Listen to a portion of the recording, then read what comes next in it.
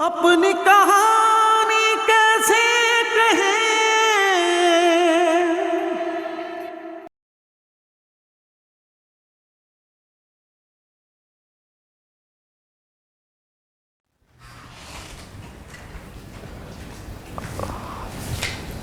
मामा, अगर आप बुरा ना माने तो मैं कुछ दिनों के लिए अम्मी के घर चली जाऊं।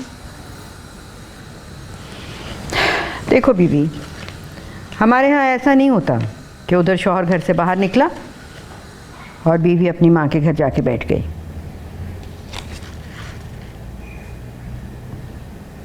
तुम मुझसे बराबरी करोगे?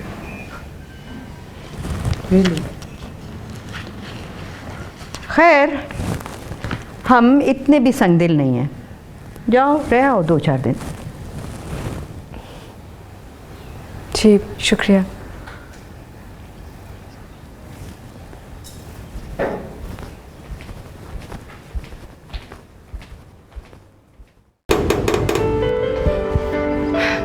आज सुबह से मेरा दिल कह रहा था मेरी अज्जी आएगी और वो आ गई।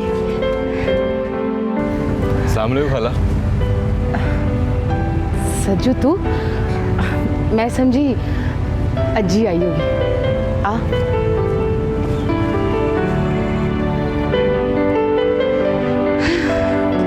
आना।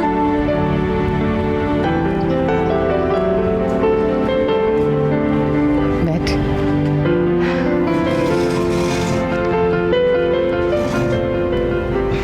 मैं समझी अज्जी आई होगी। खाला इतना दिल करता है जिससे मिलने को। मेरी बात मान तो मन्नत मांग ले। कैसी मन्नत? कबूतरों को दाना डालने की। मौलवी साहब कहते हैं कि जितने दाने होते हैं ना उतनी आरज़ुएं पूरी होती हैं अल्लाह के हुजूर।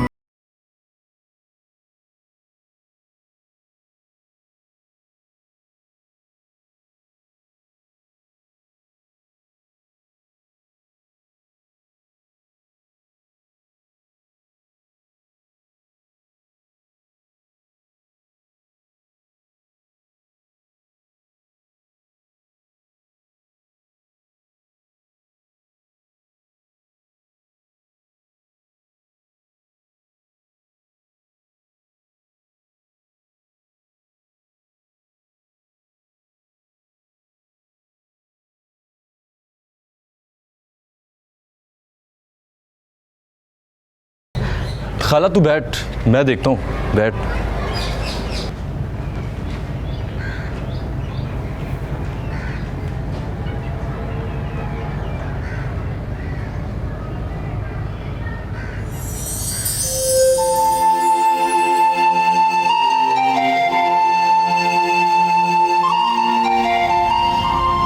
सज्जू। अस्सलाम वालेकुम जी। वालेकुम अस्सलाम।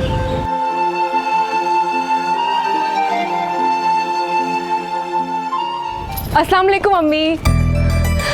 अज्जी?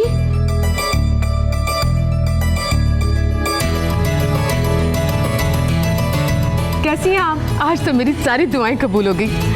कबूतरों को दाना डालूंगी ढेर सारा। ये सलाह जरूर सज्जू ने दी होगी आपको। लेकिन इसको इजाजत कैसे दे दी अब्बा ने आने की? कहाँ चला गया अब्बा का गुस्सा? बस सारा गुस्सा हर वक्त मुझ पे ही करते रहते हैं वो। सच कहूं ना तो तेरे जाने के बाद से कुछ ढह से गए और फिर ऊपर से तेरे ससुराल की इमारत। मैं बहुत खुश हूँ अम्मी। आप परेशान क्यों हो रही हैं? और मैं अब्बा से मिले बगैर नहीं जाऊंगी। अच्छा, मैं तेरे लिए कुछ पीने के लिए लाती हूँ और बाद में खाने के लिए। ये बता क्या खाएगी? कुछ भी खिला दें। आपके हाथ की तो चटनी भी बहुत मज़े की होती है। बहुत बातें करने लगी ससुराल जाके। अम्मी, मैं सर से मिल सकती हूँ जाकर? अभी सज्जू तुझे देखता हुआ गया है। अगर उसने जाकर तेरे अब्बा को तेरे आने का बता दिया तो? अच्छा तू बैठ, मैं तेरे लिए चाय बना कर लाती हूँ।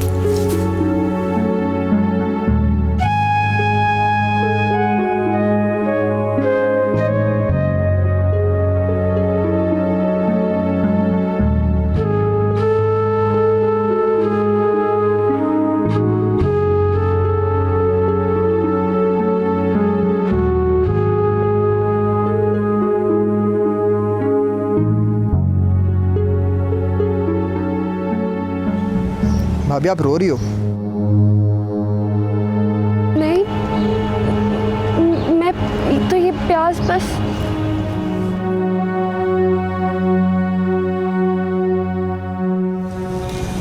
भाभी मुझे यकीन है अम्मा ने कुछ कहा होगा आपको। नहीं तो उन्होंने कुछ नहीं कहा। भाभी मुझे समझ नहीं आती, आप इतनी डरी डरी, इतनी सहमी सहमी क्यों रहती हैं? ये घर भी आपका उतना ही है जितना हमारा, पूरा हक है आपको यहाँ पर। इसीलिए तो चुप रहती हूँ। और माएँ अपनी बेटियों को ही तो डांटा करती हैं। शायद मुझे लगता है कि शायद आपको डांट खाने की इतनी आदत नहीं। हाँ, मेरी अम्मी ने तो मुझे कभी प्यार से भी नहीं डांटा। बस मेरा यही दिल चाहता है कि अम्मा भी बिल्कुल वैसी हो जाए जैसे मेरी अम्मी। कहते हैं सास सास ही रहती है, कभी माँ नहीं बनती। शायद।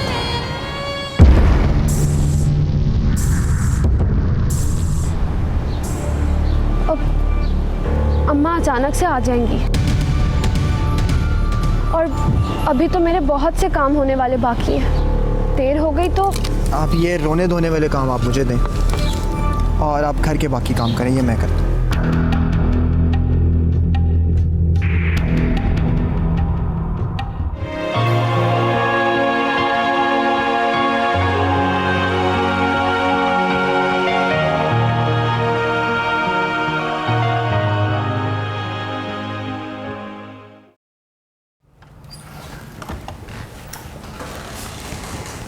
परवीन। जी साहब जी। मामा कहाँ हैं? जी वो खाना खा रही हैं। ठीक है, उनको बता दो कि मैं आ गया हूँ। जी साहब जी आप खाना नहीं खाएंगे? खाऊंगा, मैं ज़रा चेंज कर लूँ। जी अच्छा।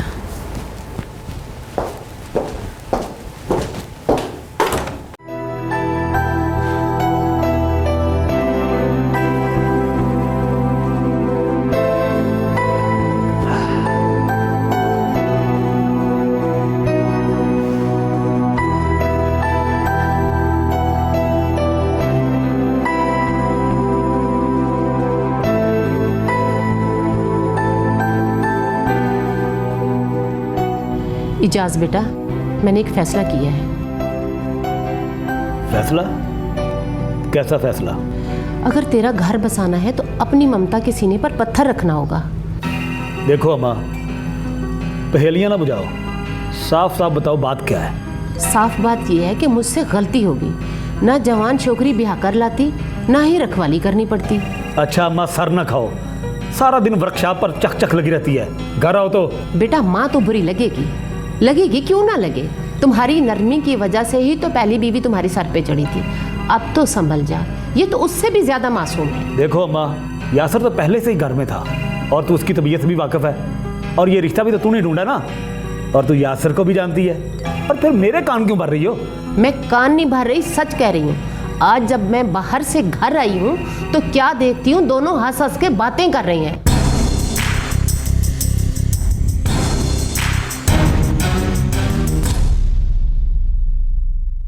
आप मिलेंगे नहीं अम्मी से? किसी के घर जाने से पहले उन्हें इत्तला देना ज़रूरी होता है।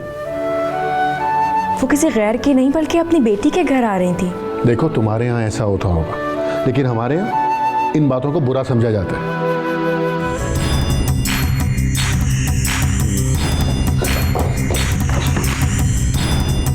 आज के बाद अगर मैंने अम्मा को चूल्हे के करीब देखा ना तो तुझे आग लगा दूंगा।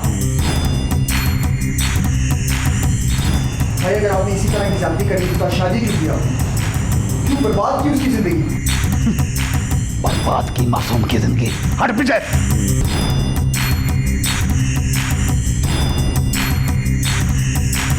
सलीमा, ए सलीमा, क्या हुआ? घबरा रहा है बहुत। तबीयत तो ठीक है ना तेरी? पानी लेकर आऊं?